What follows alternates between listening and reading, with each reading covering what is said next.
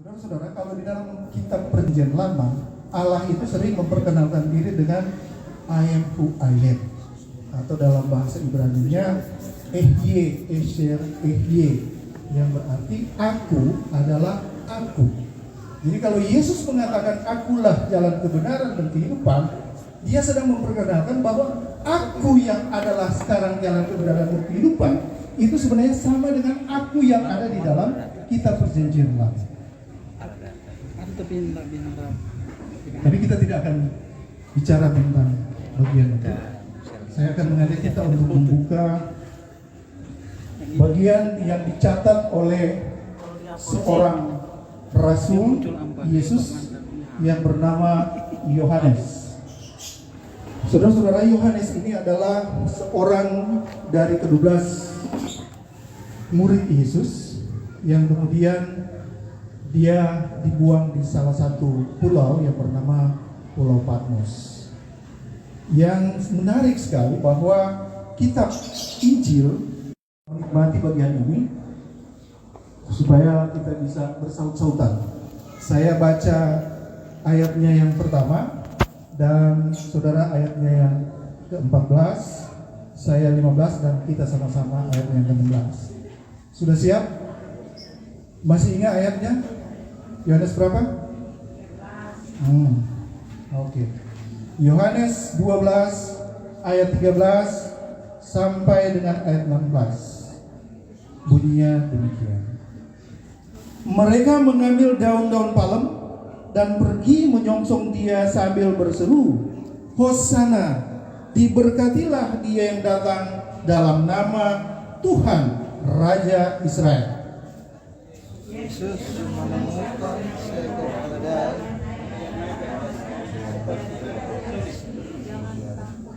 Jangan takut, hai putri Sion. Lihatlah, rajamu datang, duduk di atas seekor anak keledai. Mula-mula murid-murid Yesus tidak mengerti akan hal itu, tetapi sesudah Yesus dimuliakan, teringatlah mereka bahwa nats itu mengenai dia dan bahwa mereka telah melakukannya juga untuk dia. Saudara-saudara, beberapa hari ini kita melihat viral ya di Facebook, di Instagram, di history, di apalagi di WA group mengenai Pak Bernard. Ada banyak yang memberikan kesan terhadap sosok Bernard Mamarodia ini, baik dari saudara-saudara seiman, baik saudara-saudaranya yang ada di luar Manado, dan banyak hal lagi. Dengan kata lain bahwa Pak Bernard ini rupanya tidak hanya dikenal di Manado, tidak hanya dikenal di Jakarta, tetapi bahkan ada beberapa dari luar negeri. Saya lihat itu, ada dari Singapura, ada dari Malaysia, saya kurang tahu itu, tapi hubungannya seperti apa, tapi mereka itu dari jauh dan mengenal beliau. Dengan kata lain bahwa sosok Pak Bernard itu sudah dikenal oleh banyak orang. Dan tentunya saudara-saudara, di hari pertama dan hari kedua juga kita sudah mendengar bagaimana kisah perjalanan Pak Bernard. Dan yang paling penting, lewat kematian Pak Bernard, kita bisa mendapatkan berita mengenai kabar baik. Kita mendapatkan berita sukacita. Kita mendapatkan berita yang menguatkan kita. Apa itu? Dari hari pertama kita mendengar tentang Injil. Hari kedua kita juga mendengarkan hal yang sama, Injil. Dan malam hari ini tadi juga penguburan Pak Penilik Liat Sian juga menyampaikan hal yang sama tentang Injil. Injil itu adalah berita kabar baik. Injil itu adalah berita sukacita. Nah, ini tentunya membuat semua orang heran. Dalam keadaan seperti ini, keluarga bisa bersukacita itu sesuatu yang impossible atau sesuatu yang irasional, begitu kan?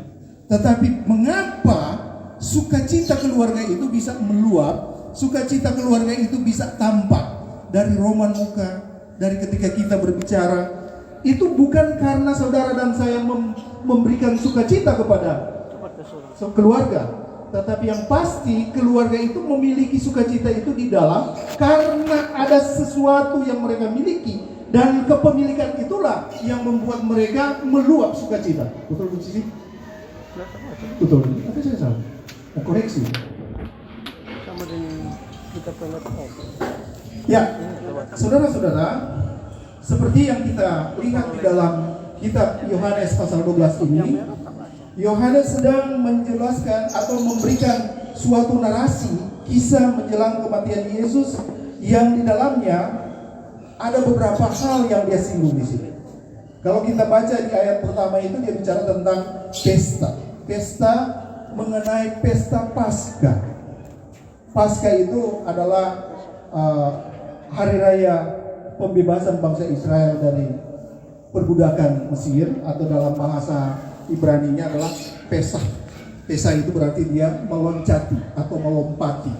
Jadi itu pada saat malaikat maut akan menyerang semua anak sulung, itu Pesah. Pesah itu dia melompati, meloncat ketika mereka melihat ada darah di palang pintu rumah Israel. Dan hanya orang-orang Israel yang anak-anak Israel yang sulung itu yang bebas dari malaikat maut, sementara anak-anak bangsa Mesir itu semuanya binasa. Bahkan tidak hanya anak-anak sulung bangsa Israel, tetapi lembu, hewan mereka yang sulung-sulung, semuanya binasa. Saudara dan saya bisa bayangkan pada waktu itu kematian yang sangat banyak di wilayah Mesir akan menimbulkan bau yang luar biasa. Ya, itu yang dikisahkan oleh Yohanes. Yang kedua, Yohanes juga menjelaskan tentang perjamuan Tuhan di sana, atau supper, makan malam, perjamuan malam, atau perjamuan Tuhan, atau perjamuan kudus yang sering kita dengar. Nah, ini dikisahkan juga di dalam surat Yohanes pasal 12 ini. Bahkan di dalam Yohanes pasal 12 ini, dia mengisahkan tentang kisah Lazarus yang pernah dibangkitkan oleh Tuhan Yesus, padahal Lazarus sudah berada 4 hari di dalam kubur, dan itu diangkat kembali di dalam kisah yang sama di dalam ayat pasal 12 ini. Dan kemudian orang-orang Farisi ingin membinasakan Yohanes kembali, atau mereka ingin menghilangkan bukti kebangkitan Yohanes yang dilakukan oleh Yesus. Kenapa? Karena orang Farisi pada waktu itu merasa integritas mereka sebagai Farisi yang dalam pandangan kaum Yahudi pada waktu itu orang yang sangat penting. Dan ketika lahirnya Yesus dan tampilnya Yesus di dalam pelayanan, bahkan ketika Yesus membangkitkan Lazarus, itu membuktikan bahwa mereka sesungguhnya adalah orang-orang yang legalistik, tetapi Yesus mengubahnya itu menjadi kasih. Nah, saudara-saudara, saya bisa gambarkan bahwa inilah latar belakang dari surat Yohanes yang kita baca tadi di dalam pasalnya yang ke-12. Nah, saudara-saudara, di dalam ayat 13 di situ dikatakan apa? Hosana. Apa ini artinya Hosana? Saya yakin bahwa semua orang di sini orang-orang Kristen yang beragama Kristen sering kali menggunakan kata itu. Tapi pernahkah saudara dan saya tahu bahwa apa artinya Hosana? Coba angkat tangan terlebih. Sampai bisa jawab kira-kira artinya Hosana itu apa? Hah? Raja damai. Yang lain? Hosana itu bahasa Ibrani, sekali lagi itu Hosea. Dan di belakangnya ada nah.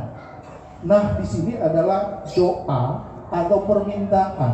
Sementara Hosea itu artinya permohonan mereka untuk mendapatkan keselamatan. Jadi ketika bangsa Israel berteriak Hosana, Hosana, itu artinya mereka sedang menantikan satu Mesias yang dijanjikan oleh Allah untuk menyelamatkan mereka. Karena itu muncul kata ini, kalimat ini, atau frasa ini yang diungkapkan oleh Yohanes yang dia mengutip di dalam Mazmur pasal 118 dengan mengatakan Hosana.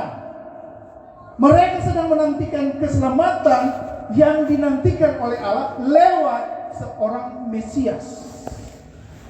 Pertanyaan, mereka temukan? Karena itu sedikit saudara, ketika Yohanes mengutip Mazmur 118 ayat 26, di sana dia katakan bahwa ada kata YHWH. Pernah dengar ini? Ini adalah tetragrammaton atau 4 kata kapital yang tidak dapat disebut. Yang ketika bangsa Israel akan menyebut nama itu, mereka harus menunduk dulu, kemudian mereka menghormatinya. Dan kata ini mereka menggantikan dengan Adonai. Kenapa? Karena kata YHWH ini adalah nama sesembahnya bangsa Israel, atau yang sering dikatakan Yehovah. Ini tidak sembarangan diucapkan oleh bangsa Israel. Karena itu ketika muncul kata ini, mereka menggantikan dengan Adonai. Nah, kata ini muncul ketika Yesus datang kepada bangsa Israel dan mereka mengatakan YHWH.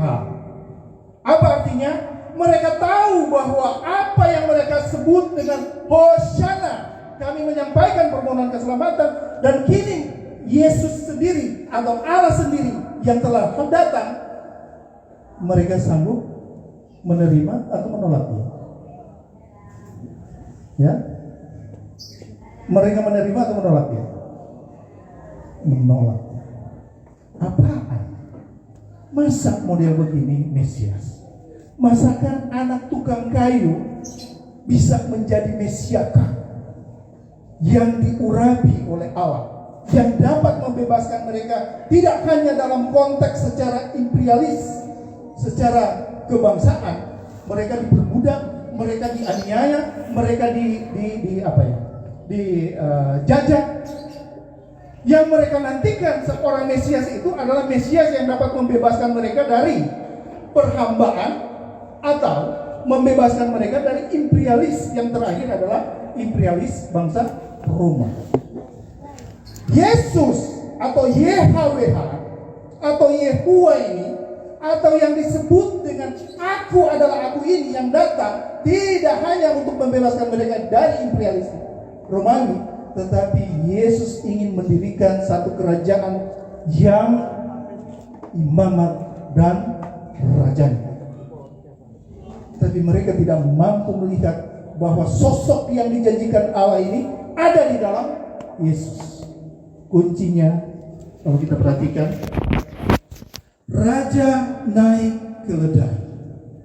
Saudara coba bayangkan, kira-kira di dalam keimperialisme atau di dalam suatu kerajaan, ada enggak seorang raja yang naik keledai? Pernah lihat? Enggak ada. Dan saudara tahu apa artinya keledai ini? Keledai ini adalah binatang yang paling bodoh.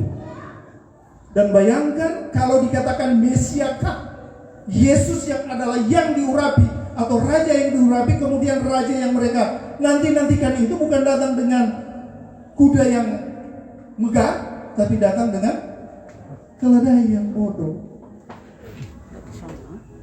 Ya kan? Tidak pernah terjadi begitu, saudara-saudara. Tidak pernah ada seorang raja yang menunggang keledai, tetapi yang ada di sini adalah Yesus menunggang atau menaiki seekor keledai seperti seorang raja yang bukan untuk dipermuliakan, tetapi untuk dipermalukan. Lain lagi, kalau kita tahu, seperti mungkin kalau saudara ikuti saudara Fandri yang semalam, raja yang kita tahu itu selalu bermahkotakan apa?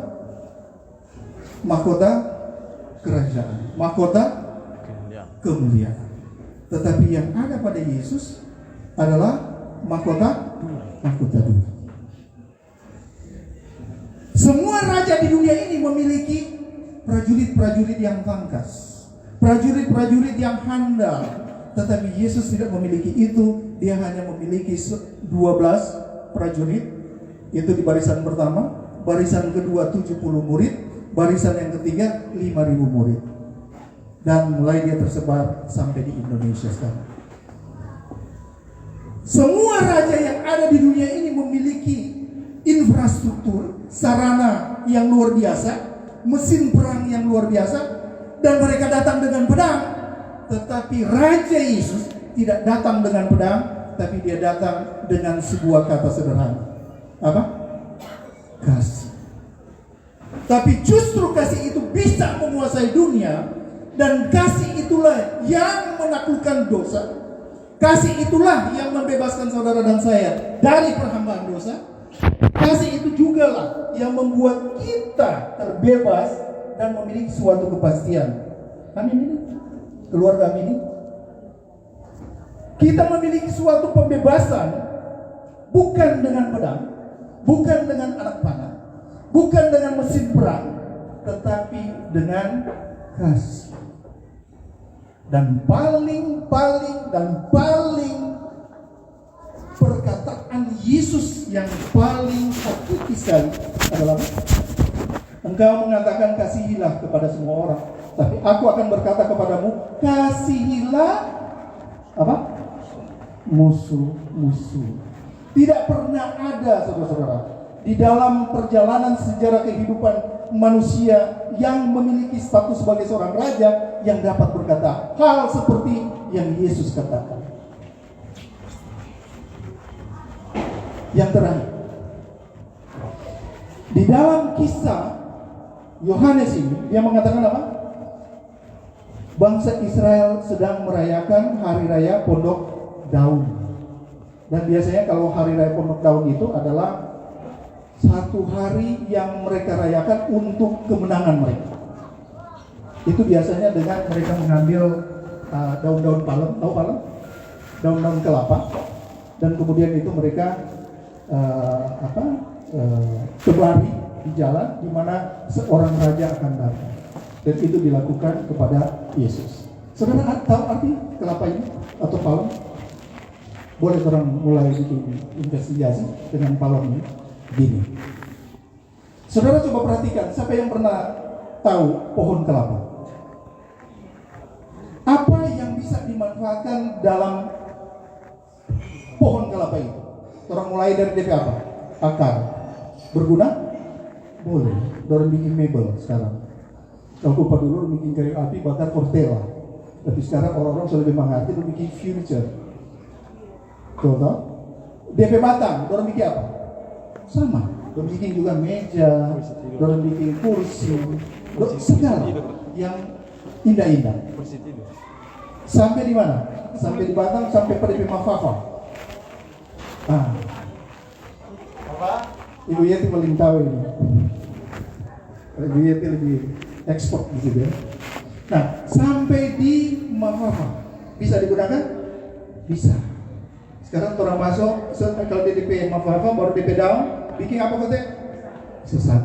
Berguna dong, ibu-ibu dia pakai nyamuk atau dia pakai lalat kalau di meja, atau dia pakai bapak ya kan? Nah.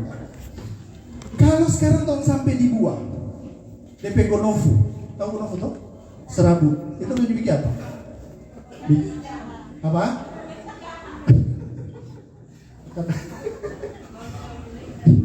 Ibu-ibu ini memang semangat sekali.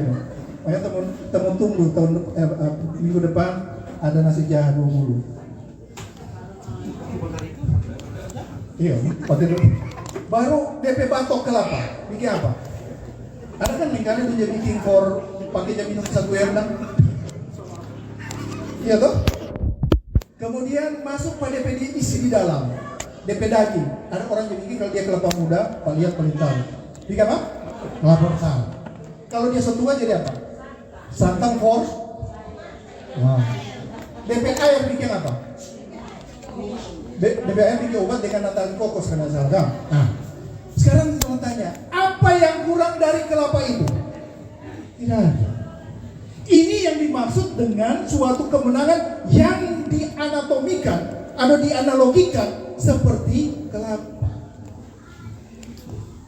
Pak Bernard, saya ingin katakan, semasa dia hidup, dia kelapa. Bahkan hari ini pun dia menjadi seperti kelapa berguna dalam kondisi yang tidak bisa berbuat sesuatu, tapi malam hari ini kita bisa mendengarkan kabar baik. Amin ini. Sehingga ini menjadi sukacita bagi keluarga, bagi kita jemaat yang ada di Nah tadi Pak yang bilang bukan cuma di Manado ini, Nusantara kan, so ada representatif, ada perwakilan, baik dari Ambon, baik dari Jakarta, memang anak mantu. Tapi paling tidak itu menjadi perwakilan. Ada dari Bitung, ada dari Kota Mobagu, ada juga dari Manado, lengkap. Jadi berkah. Pertanyaan sekarang, apakah Hosana masih butuh bagi saudara dan saya? Tidak. Kita tidak perlu mengatakan Hosana dalam pengertian bahwa kita tidak lagi menantikan keselamatan, karena keselamatan itu sudah ada, ya dan amin. Tergantung, it depends on whose hands. Tergantung saudara mau pilih ya atau saudara katakan enggak. Yesus menawarkan di dalam Yohanes 3:16. Saya ulang lagi. Yesus menawarkan di dalam Yohanes 3:16, barang siapa yang percaya kepada siapa? Kepada Yesus yang adalah Raja tadi, yang adalah penyelamat Sion dan penyelamat saudara dan saya. Ketika kita percaya itu, who is believe is not praise. Amin. Pertanyaan yang kedua, apakah saudara dan saya dalam kehidupan ini bisa menjadi seperti kelapa atau jadi seperti daun sosoro? Tahu daun sosoro? Tahu. Bagaimana tuh daun sosoro? Gatal. Bagus berbagaro itu. Oke ya. Saya pikir ini Bu Cici, keluarga besar Mama Rodia yang bisa disampaikan menjadi berkat bagi kita semua, nenek.